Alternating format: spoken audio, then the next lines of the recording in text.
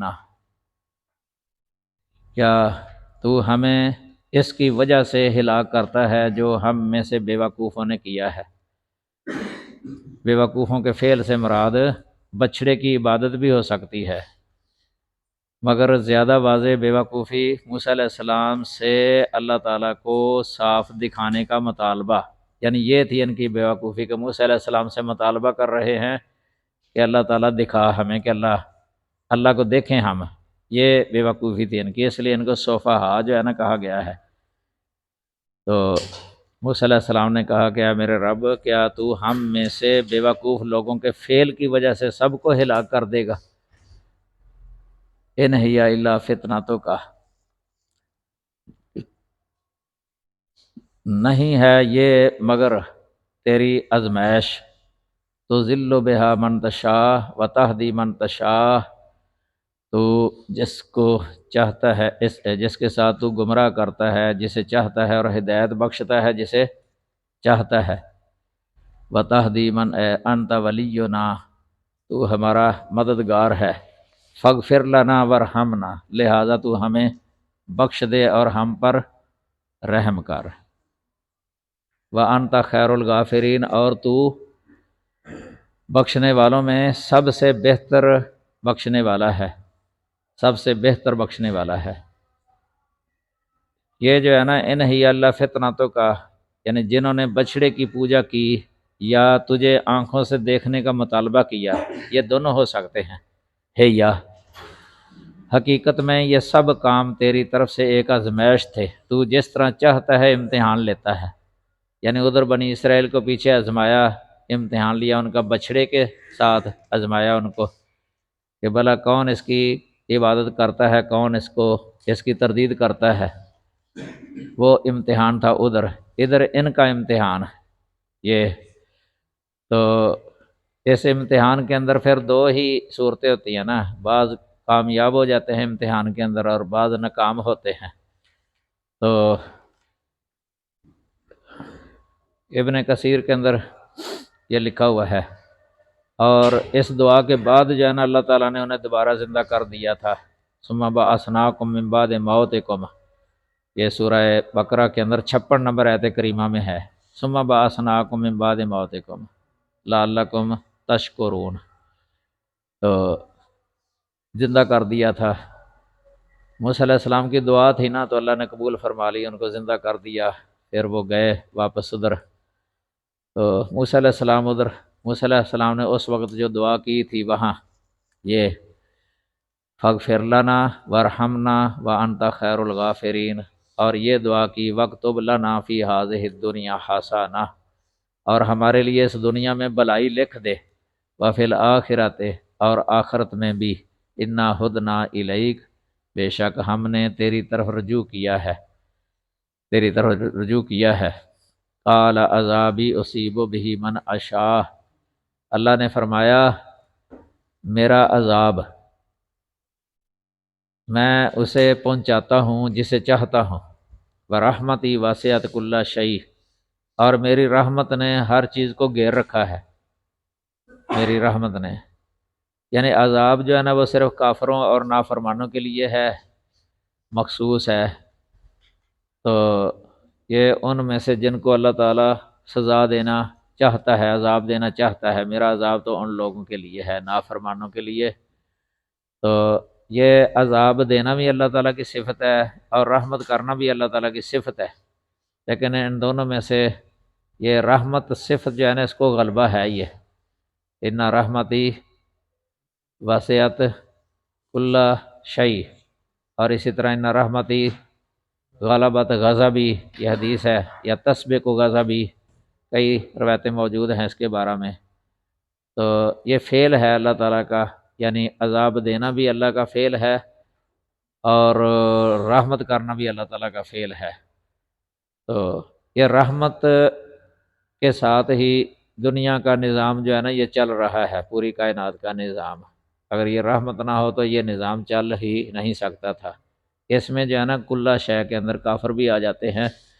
یہ دنیا کے اندر رحمت جو ہے نا اس کا فیض ہر ایک کو پہنچ رہا ہے۔ یہ اللہ اکبر۔ ایک ادھر حدیث لکھی ہے، ابو ہریرہ رضی اللہ تعالیٰ عنہ فرماتے ہیں کہ رسول اللہ صلی اللہ علیہ وسلم نماز کے لیے کھڑے ہوئے اور ہم بھی آپ کے ساتھ کھڑے ہو گئے۔ اسی اثناء میں ایک عرابی نے نماز کی حالت میں کہہ دیا، نماز پڑھتے پڑھتے اونچی آواز سے کہہ دیا، اللہم ارحمنی و محمدن، اے اللہ مجھ پر رحمت کر دے اور محمد پر، ولا ترحم معنا احدا، ہمارے ساتھ کسی اور پر رحمت نہ کر۔ تو نبی صلی اللہ علیہ وسلم نے نا اس سے کہا جب فارغ ہو گیا نماز سے کہ لقد حجرت واسعہ، تو انہیں اللہ تعالیٰ کی رحمت جو واسع تھی اس کو محدود کر دیا ہے۔ اللہ کی رحمت جو واسع ہے، وسیع ہے، ہر شے کو، اس کی تو حد ہی نہیں ہے، تو نے اس کو محدود کر دیا ہے، یعنی اپنے نفس اور میرے نفس کے ساتھ ہی۔ یہ صحیح بخاری کتاب الادب باب رحمت الناس والبہائم میں 6010 نمبر حدیث ہے، یہ صحیح بخاری کے اندر۔ تو یہ رحمت کی دو قسمیں ہم کر سکتے ہیں صفت کے اعتبار سے، یعنی رحمت عامہ اور رحمت خاصہ۔ اللہ تعالیٰ کی رحمت عامہ یہ اس میں سبھی شامل ہیں، مسلم غیر مسلم کا اس میں فرق نہیں ہوتا۔ رحمت عامہ میں آپ دیکھ رہے ہیں جو کافر ہیں، منکر ہیں، ان پر بھی دنیا کے اندر رحمتیں ہیں، دنیا میں ان کو بھی رزق مل رہا ہے، یہ اللہ تعالیٰ کی رحمت کا اثر ہی ہے نا۔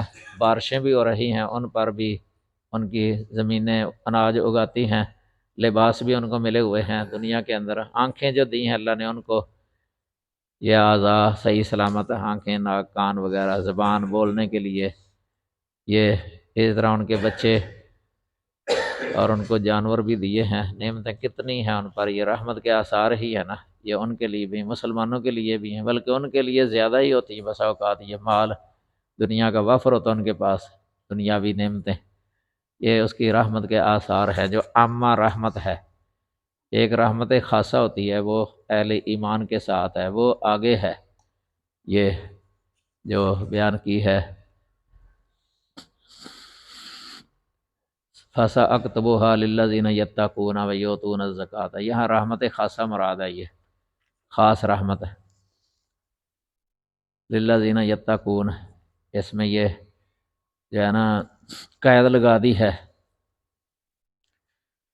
یہ رحمت عامہ جو ہے نا اللہ تعالیٰ کی، ایک حدیث سے پتہ چلتا ہے، جس میں آتا ہے کہ اللہ تعالیٰ نے رحمت کے 100 حصے پیدا کیے ہیں، 100، بخاری کے اندر ہے یہ روایت۔ ایک جو ہے نا وہ یہ دنیا میں کیا ہے، 99 اپنے پاس رکھے ہیں، قیامت والے دن ان کے ساتھ اپنے بندوں پر رحم کرے گا اللہ۔ یہ حدیث بھی نا بخاری مسلم شریف میں، یہ مسلم ہے، باب التوبہ، کتاب التوبہ، باب فی سعۃ رحمت اللہ تعالی، ابو ہریرہ سے ہے یہ روایت، 2752 نمبر، 2753 نمبر۔ یہ بے شک اللہ تعالیٰ نے 100 رحمت پیدا فرمائی، اس میں سے ایک رحمت جن اور انسان اور جانوروں اور زہریلے سانپوں اور کیڑوں میں اتاری، اسی کے ساتھ وہ ایک دوسرے پر شفقت اور ایک دوسرے پر رحم کرتے ہیں، اور اسی کے ساتھ وحشی جانور اپنے بچوں پر شفقت کرتے ہیں، اور 99 رحمتیں اللہ تعالیٰ نے مؤخر کر رکھی ہیں جن کے ساتھ وہ اپنے بندوں پر رحم فرمائے گا قیامت کے دن۔ اس حدیث سے نا معتزلہ نے اپنے اس موقف پر حجت پکڑی کہ اللہ کی صفات جانے یہ اس کی مخلوق ہیں، کیونکہ رحمت کا آ گیا نا لفظ کہ اللہ تعالیٰ نے 100 رحمتیں پیدا کی، خلقہ، ایک روایت میں جعل کا لفظ آیا ہے، بخاری میں بھی آئی ہے۔ تو معتزلہ ایسے حجت پکڑتے تھے اپنے اس موقف پر کہ اللہ کی صفات مخلوق ہیں۔ اہل سنت اس کا جواب یہ دیتے ہیں کہ اس رحمت سے مراد جو ہے نا یہ آثار کے اعتبار سے ہے، اثر رحمت جو مخلوق کے اندر اس رحمت کے آثار ہیں نا وہ اس اعتبار سے ہے یہ خلقہ، کیونکہ جو اثر ظاہر ہوتا ہے نا مخلوق کے اندر، بارش ہے مثلا، یہ اس کی رحمت کا اثر ہی ہے بارش، تو قرآن سے بھی ثابت ہے، انظر الی آثار رحمت اللہ کیف یحیی الارض بعد موتہا، اللہ کی رحمت کے آثار کی طرف دیکھو، کس طرح اللہ تعالیٰ زمین کو زندہ کر دیتا ہے اس کے مردہ ہونے کے بعد۔ یہ زمین کا زندہ ہونا، اس کا سر سبزے والی ہونا، سر و شاداب ہو جانا ہے، بارونق ہو جانا، حتی اذا اخذت الارض زخرفہا، تو یہ مزین ہو جاتی ہے، یہ خوبصورت بن جاتی ہے، انگوریاں آتی ہیں نا، یہ بھی آثار ہیں اللہ کی رحمت کے۔ جس طرح جنت یہ اثر ہی ہے، اللہ کی رحمت کا اثر ہے جنت۔ تو یہ جو ایک دوسرے پر جو رحم کرتے ہیں نا انسان، یہ اللہ کی رحمت کا اثر ہے یہ۔ تو آثار کے اعتبار سے جو ہے نا وہ خلق کا لفظ استعمال ہو گیا۔ اس میں جن اور انس لفظ جو ہے نا مطلق ہے، کیونکہ مومن لفظ نہیں کہا نبی صلی اللہ علیہ وسلم نے، جن اور انسان، اس میں جنوں میں سے جو کافر ہیں اور مسلم وہ دونوں آ گئے، انسانوں میں سے جو مسلم اور کافر ہیں نا وہ دونوں آ جاتے ہیں۔ تو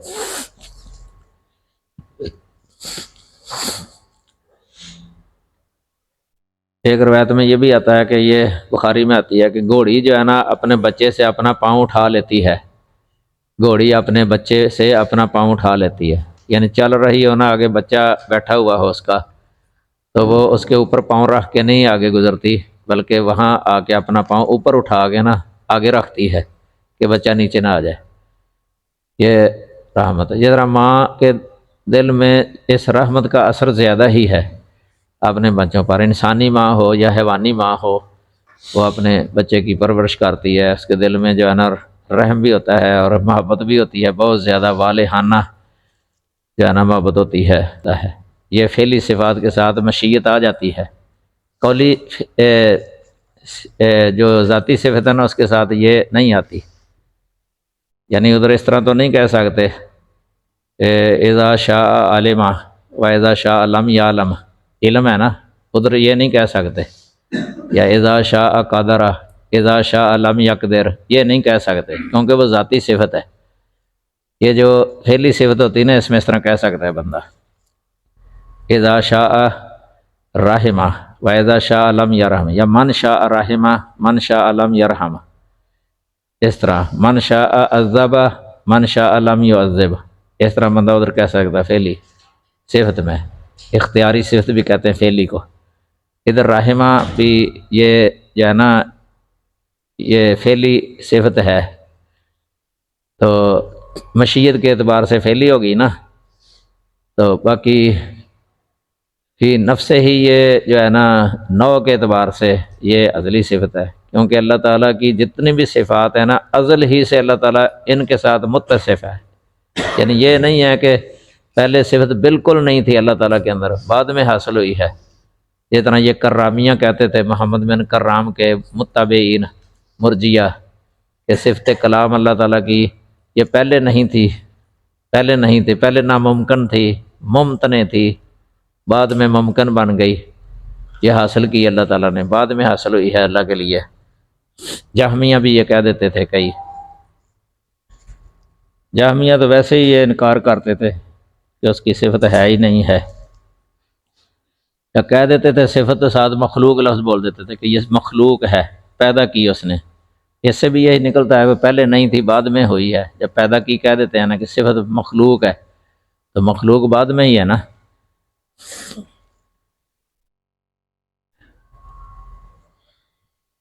ابھی یہ پیغام ٹی وی والوں نے ایک حیرت انگیز واقعہ جو ہے نا، یہ سعودی عرب کے اندر جو ایک کتیا کا، یہ حدیث مجھے پڑھ کے یاد آ گیا، کتیا دودھ نہیں دیتی تھی نا، اس کے بچے تھے، کسی نے رکھی ہوئی تھی عربی نے، تو گھر میں ہی رہتی تھی آپ، تو پھر غائب ہونے لگی گھر سے، بالک کو پتہ نہیں تھا کدھر جاتی ہے۔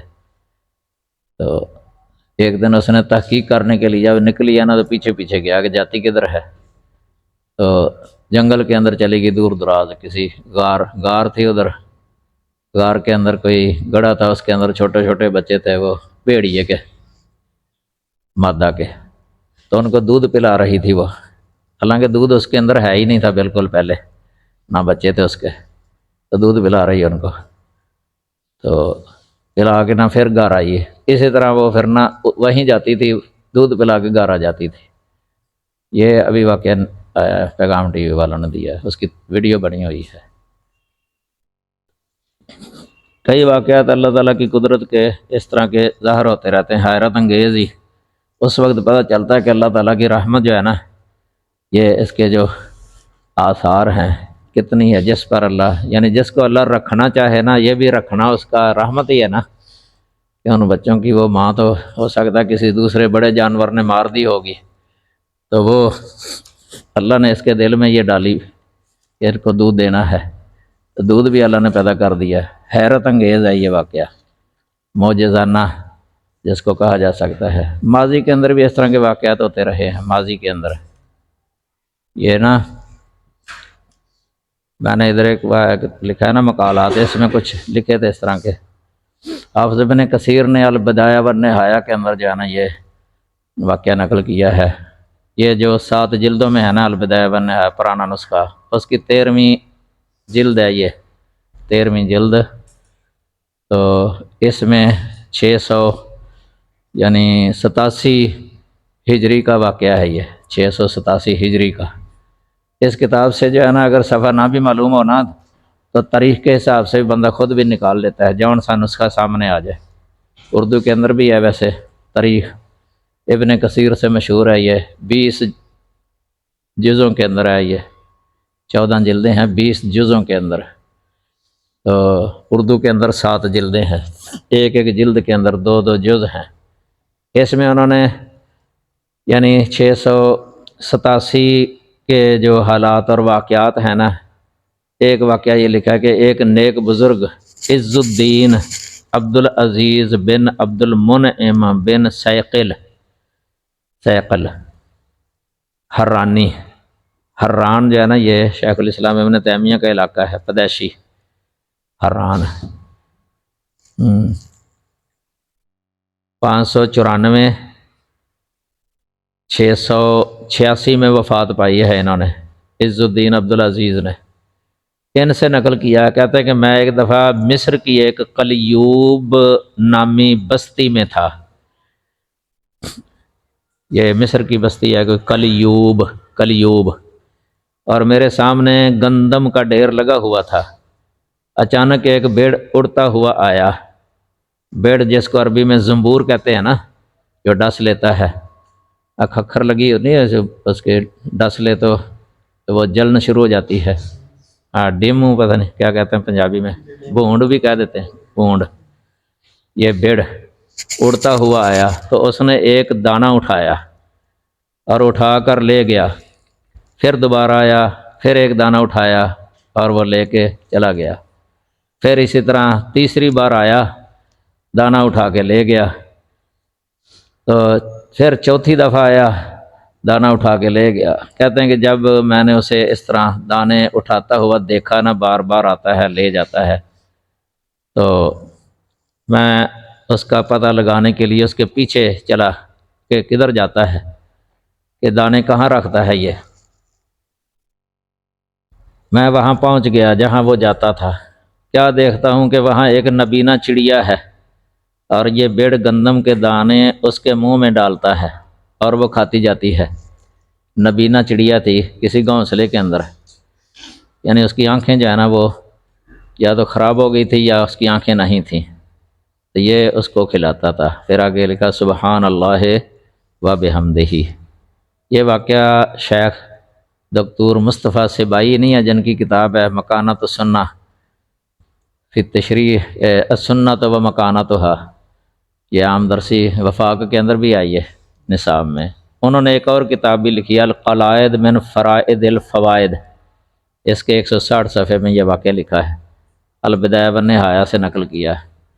تو میں نے ادھر پھر اس کا ترجمہ کر دیا تھا عربی سے۔ اسی طرح اس سے بھی ایک اور واقعہ اسی طرح کا ہے، یہ کتاب ہے حکایت الصالحین۔ اس میں جو ہے نا ایک حکایت لکھی ہوئی ہے، مالک بن دینار فرماتے ہیں میں حج کرنے کی غرض سے جا رہا تھا، جب میں ایک جنگل سے گزرا تو کیا دیکھتا ہوں کہ ایک کوا ہے، جو اپنے منہ میں روٹی کی ایک ٹکیا لیے اڑتا جا رہا ہے۔ چنانچہ میں بھی اس کے پیچھے چلا گیا تاکہ دیکھوں کہ وہ کدھر جاتا ہے اور کیا کرتا ہے۔ چنانچہ وہ کوا ایک ایسے شخص کے پاس ٹھہر گیا جس کے ہاتھ اور پاؤں بندھے ہوئے تھے اور بالکل جنگل کے وسط میں پھینکا ہوا تھا۔ وہ کوا اس کے سینے پر بیٹھ گیا اور وہ روٹی اپنے پنجوں کے نیچے رکھی اور اپنی چونچ سے ایک ایک لقمہ کر کے اس کے منہ میں ڈالنے لگا، یہاں تک کہ اس نے اسے اسی طرح نصف روٹی جو ہے نا وہ کھلا دی، نصف روٹی۔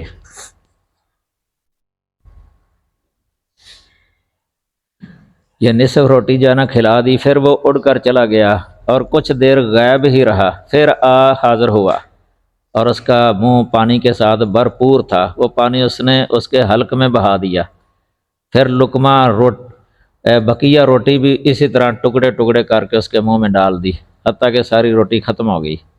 وہ کوا پھر اڑ کر چلا گیا اور جب کچھ وقت غائب رہا، پھر آیا اور اس کا منہ پانی سے بھرا ہوا تھا اور وہ پانی بھی پہلے کی طرح اس کے منہ میں ڈال کر اڑ گیا۔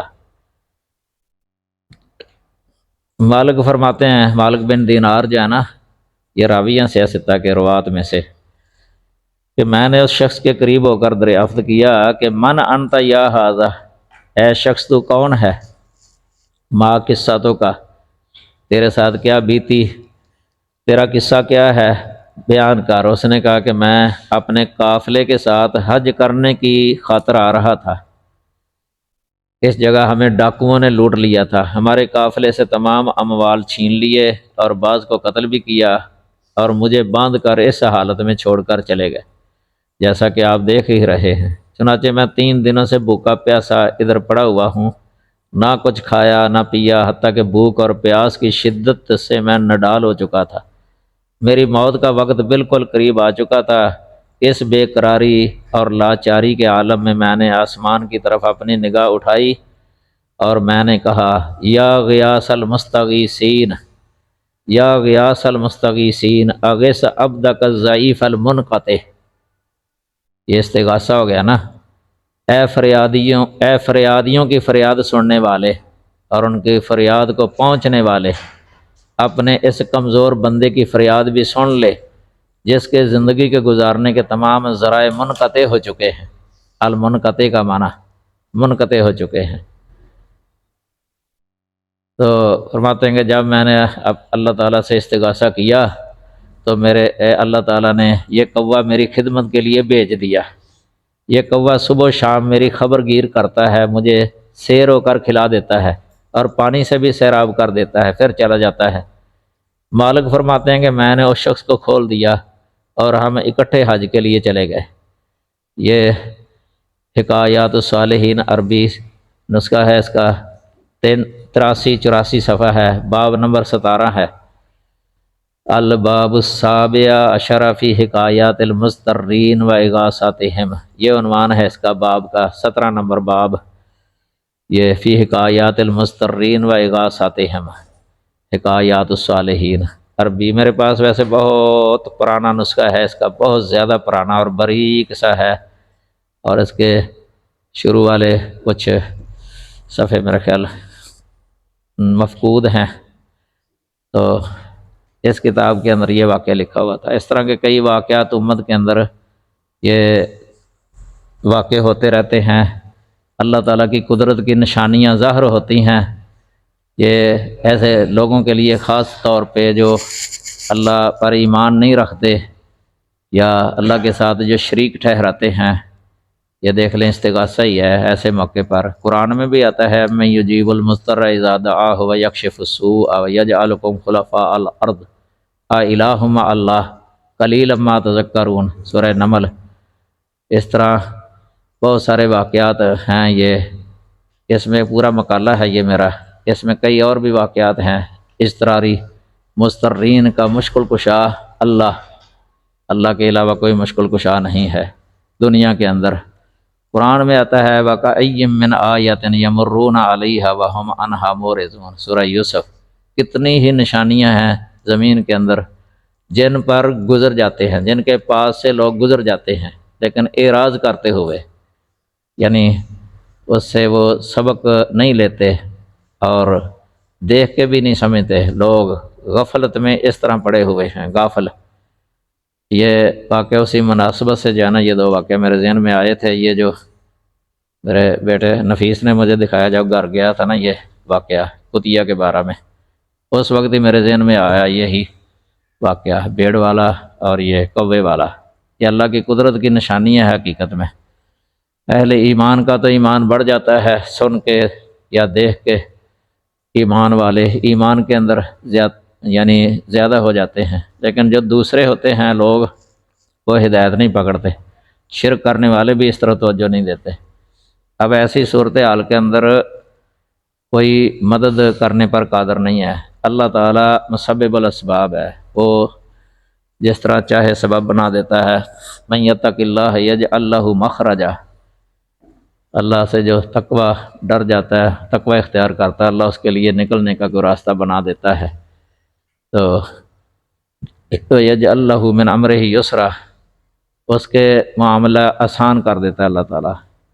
ومن یتوکل علی اللہ فہو حسبہ، یہ شرط یہ ہے کہ صرف اللہ کو پکارے، ایسے موقع پر اللہ کو پکارے بس، کیونکہ مضطر ہے، ظاہری مدد حاصل ہونے کا یا پہنچنے کا کوئی امید نہیں ہوتی کہ کسی سے ظاہری کہ کوئی سن لے مخلوق میں سے۔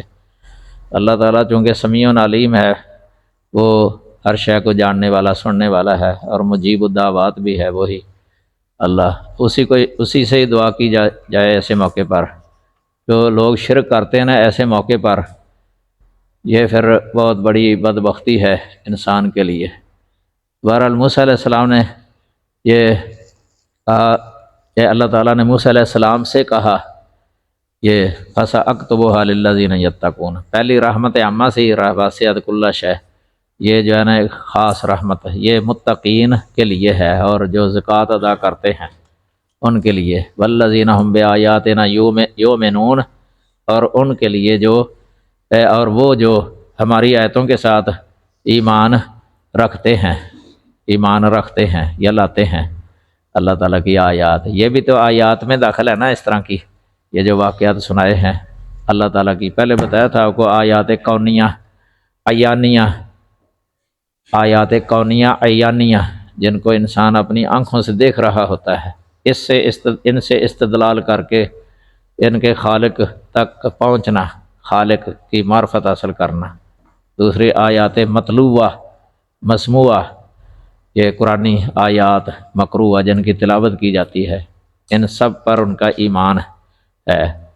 الذین یتبعون الرسول النبی الامی الذی یجدونہ مکتوبا عندہم فی التوراۃ والانجیل۔ دیکھو امت محمدیہ کا ذکر ہو رہا ہے اس مقام پر۔ کئی مفسرین جو ہے نا، والذین ہم بآیات، دوسرا الذین یتبعون، اس آیت ان میں انہی جو پہلے ذکر ہوئے نا، یعنی یہ انہی کی صفات میں سے ایک صفت یہ بھی ہے جو پہلے، کیونکہ یتقون یؤتون الزکوٰۃ اور یؤمنون، آگے یتبعون الرسول، یعنی یہ ایک ہی ہیں نبی صلی اللہ علیہ وسلم کی امت، یعنی سب انہی کی صفتیں ہیں، یہ سمجھ لگی نا۔ کئی مفسرین اس طرح یہ جوڑتے ہیں، یعنی اللہ تعالیٰ نے اس وقت جو موسیٰ علیہ السلام کے ساتھ کلام کیا تھا نا، یہ سارا آخر تک یہ آیت اگلی پوری، یعنی لمبی آیت ہے، یہ سب اللہ کا کلام ہے، یعنی 157 نمبر آیت تک اس وقت جو موسیٰ علیہ السلام سے کیا تھا۔ اس تفسیر ابن کثیر کے اندر بھی لکھا ہوا ہے۔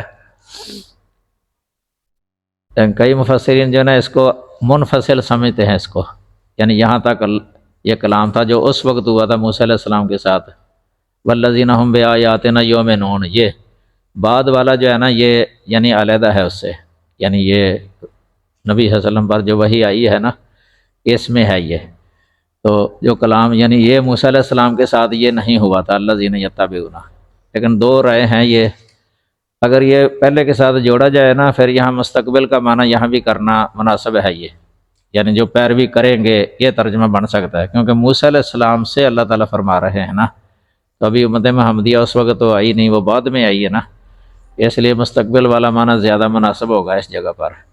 اگر اس کو وہاں سے منفصل کر لیا جائے تو پھر حال والا معنی بھی ہو سکتا ہے، اس کا حال والا معنی اس جملے کا۔ میں ویسے وہ مستقبل والا معنی کرتا ہوں، کیونکہ تسلسل سلسلہ جو ہے نا کلام ایک ہی لگتا ہے یہ اللہ زینہ۔